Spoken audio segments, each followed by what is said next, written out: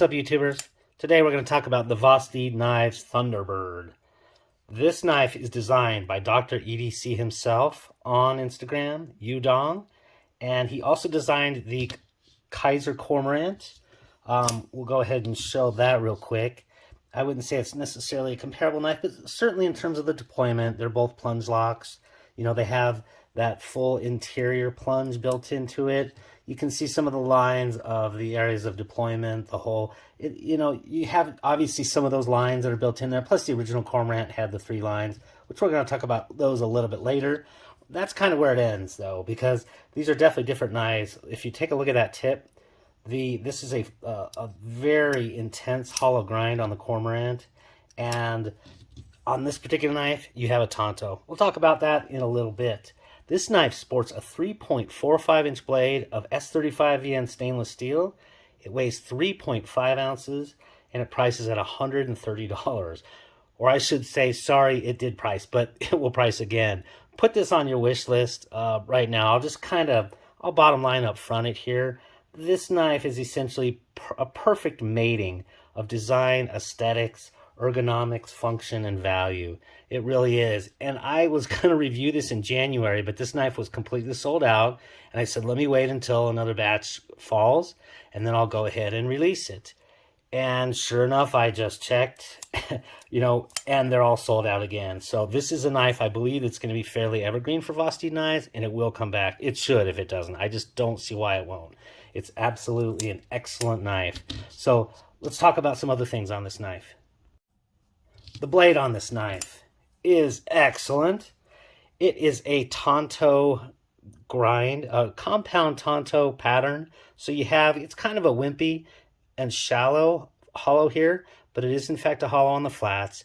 And then as you approach this belly and up to the tip, it is a flat. So you do retain that nice tip strength, and you'll notice that. And then we follow along with a fuller into the deployment hole and a nice release wedge on top. So this one cuts fairly well, certainly not as well as the Cormorant, but again, this is kind of a different knife. This is a worker knife. This is not so much a delicate, dainty one. This is definitely one I beat on for quite a while, and really the blade and that sort of stuff takes care of that. So also the texture jimping, you'll notice it right here on the back of the blade. For myself, I wish I'd maybe gone up all the way to the top of that ramp there.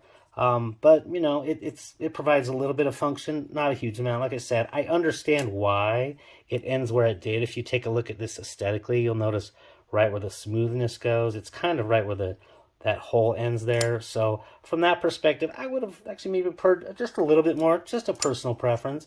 But the combination of this upper ramp and this lower choil provides for great control when you're choked up a little bit. It's not necessarily one that, because it's a fairly narrow knife in terms of the height here, it doesn't, for medium large hands, it doesn't fit super well for a hammer grip. But that's not one of those just handles that I would really see doing this with it anyway, but you can if you need to. Just a little bit thin for that. So as far as that goes, it's a really well-designed blade. It's thin enough, yet thick enough. It's kind of a jack-of-all-trades blade, and I do prefer, I really like this. The Tonto is a combination of the more traditional, where it's rounded here. It does come to a small tip there, and like I said, so this is kind of one of those that splits the difference between an American Tonto, which has basically a straight flat there, and this rounded into the flat there. But it's not just a continuous, basically, movement into there. So you kind of get the best of both worlds on the blade. Overall, the blade is very good. The one and only caution, and I won't even really call it a con, but a cautionary tale, just to be aware of it, is on this knife, given the fact that the plunge lock is completely interior, the construction is such that this button is actually threaded onto the post that feeds the plunge inside there. And so after about 2,000 or 3,000, literally it was about 2,000 or 3,000, and literally several months of kind of use on this one, I will say, and I'll go ahead and demonstrate this here, is this threading did come undone. And if you take a look, that came off the post. Thank God I was kind of paying attention, and I noticed the plunge was getting a little bit loosey-goosey in there, or the button on that plunge post. And so let me go ahead, and kind of works best if you go midway. So you just got to be really aware of that, and don't try to thread lock this on, because like I said, it could affect future capabilities. But like I said, just something to be aware of is on that is threaded on, and after several thousand, that can loosen up on you. So it's much better and in position now. And the great thing is, it goes on just fine because it has a nice texturing that you can go ahead and basically re-thread that on.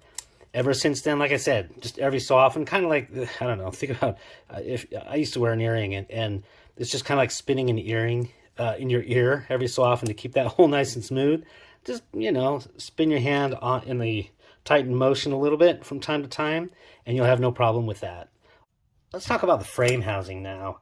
This knife is really where it's at, in all honesty. Or I should just say, this is why it's just so well balanced and comes together so well.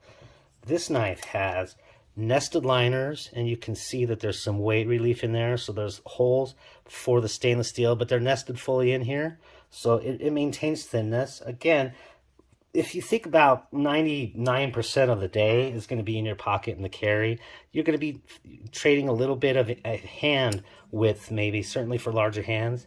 But you're just going to be open boxes, doing some basic things. This is not going to be a heavy, hard bruiser. This is going to be one that carries nice and slim, relatively light at 3.5 ounces.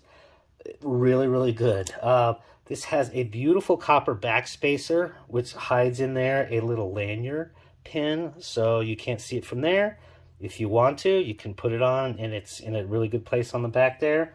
Really like that. I actually like the way that copper is patinaing. You can kind of see I got a lot of pocket lint there. Like I said, I carried this one for a good couple months, and just didn't have a chance to review it, or chose not to review it because they were unavailable at the time. It's just time to get this one done and out of the way. So really good there.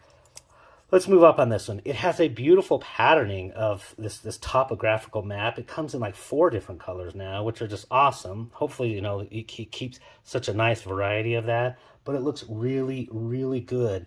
The pocket clip is different on the new models. This is the original model, which has the wire clip. I like the wire clip. I have no problems with it. If you take a look at where the wire lands, it's right in between these 3 lines, and we're going to talk about those. The 3 lines are representative of materials, workmanship, and customer service. Yudong, actually, I contacted him on Instagram, and he's actually a big American football fan, and he thinks of it in those terms.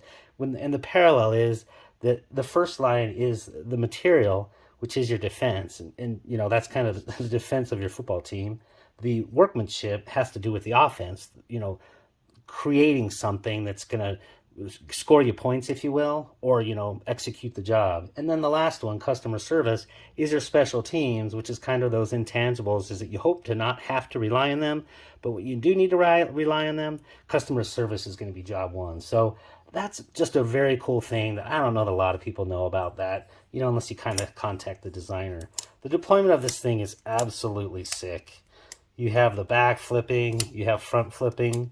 The jimping does help, certainly on that front flipping. You can do the backside spidey flick, forward. You can even, if you need to, reach down and go into the fuller. Not as fulfilling, if you will. Pardon the pun. Fuller, get it? Oh boy. And the other cool thing that I'd already talked about briefly is the plunge lock is completely interior on this blade. I'm going to show an example. My first plunge lock that I ever had was the Hogue X03.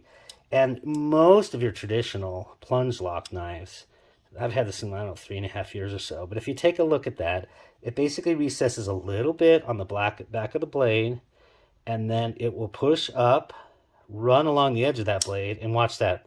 That's the plunge that you see right there, locking into a notch. And that notch is exposed, and it just goes right into there. This mechanism has been in use forever, really, on automatic knives. And I don't know how often, or I don't know when the first manuals came in with this, but that's nothing new. But this one takes those essential concepts and makes it completely interior to there's basically a channel that it runs across in there, and it does the same effect. And why that's good is it does provide one more avenue against gunk getting inside there. You know, is it going to make a massive difference? Probably not, but it's nice to know that you do have that kind of encapsulated. So that's a really good thing on this one. We talked about this is fully ambidextrous. You can move the pocket clip, and you know, this knife, button locks they do favor possibly a little bit on some of the grips, but you know, you can do everything left-handed if you have the capabilities. You can backside flip it. You can do pretty much everything. Let's see. Actually, it works really well there. So full ambidexterity, can't argue with that. Really, everything about this knife, it is absolutely sexy. It looks like kind of a, I don't know. It looks like a Thunderbird car. Just imagine some wheels here. And it takes off. So this is a very, very cool knife. What might be some comparisons or alternatives to this knife? There aren't a ton. There's that really match them all. I'm going to kind of break it into various parts. So the Kaiser Corpsman itself, of course, does have all that great fidgetiness, many different deployment methods, has the interior plunge lock design and all that.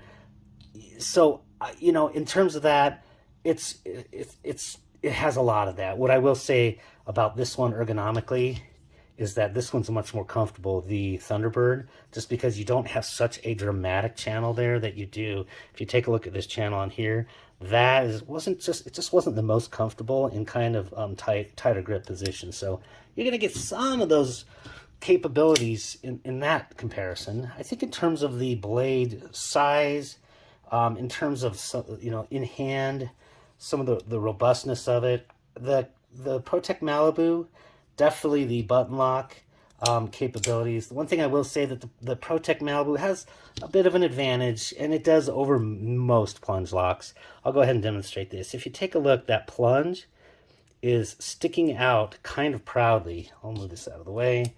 And then in the deployed position, again, it's sticking out a little bit proudly from here. It does have a small amount of inset there. You'll notice a small channel. But under some and rare circumstances, in certain grips, you could, especially I will say I've found this wearing gloves before. If you squeeze really hard, it could release that. If you take a look, that would be an example of if you're doing a pull cut that, you know, if it were to snap back very quickly, that's just not going to happen with the ProTech. If you take a look at the ProTech, it is fully flush. It's just never coming loose. You know, you have that flushness. So, you know, that's one advantage I would say of that. And then lastly, in terms of a comparison alternative, and this one goes for about $225. The Corpsman, I don't know, I want to say this full titanium one goes for, maybe it was $200 or something. As far as the blade use, I found, and this is in fact my very favorite Tonto. This is the Spyderco PM2, the Blade HQ Tonto.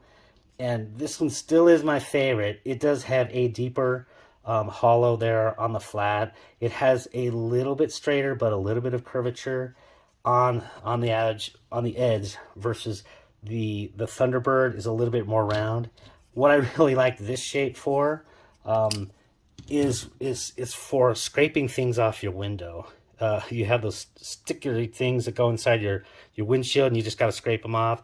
This one isn't quite as good of a shape as the PM2, but it's pretty good. And like I said, on the whole, you've got definitely the tip strength there. So those are some comparisons or alternatives. You're just not going to find a whole lot in this market that brings all of this together, you know, with the fidgetiness, with the Tonto, with the compound grind. This is kind of a special knife, everybody. Overall, what would I say about this knife? I'm just going to reiterate what I said earlier. If you've made it this far, this knife is essentially the perfect marriage of design, aesthetics, ergonomics, function, and value. It's a $130 knife, decent materials, good construction. Like I said, this thing has been flipped at least 5,000 times, and I'm not exaggerating. If you just sit in a meeting, not that anybody would ever flick theirs during a Zoom meeting, right? But if you were to flick it during a meeting, let's say every single week for an hour, you could find yourself getting, you know, maybe 1,000 in 2 weeks. So it's fairly easy to do, and it has held up really well. It cut decently well. Well-rounded steel. You know what? This is an absolute home run, and for Yudong, who designed this. And by the way, I did want to say that Vosteed Knives manufactures their own now, so they're not going to be relying on the likes of Kaiser or others. So that's why I'm saying is do expect some reproduction of this, or some additional manufacturing. I don't know that for certain, but I can't imagine with 2 sellouts right when it was released that this one is not going to be coming back. Hope this was of use. If it was, I appreciate the like and subscribe, and have a great day. Take care now. Can the Vosteed Knives Thunderbird cut inflation in half? Let's find out.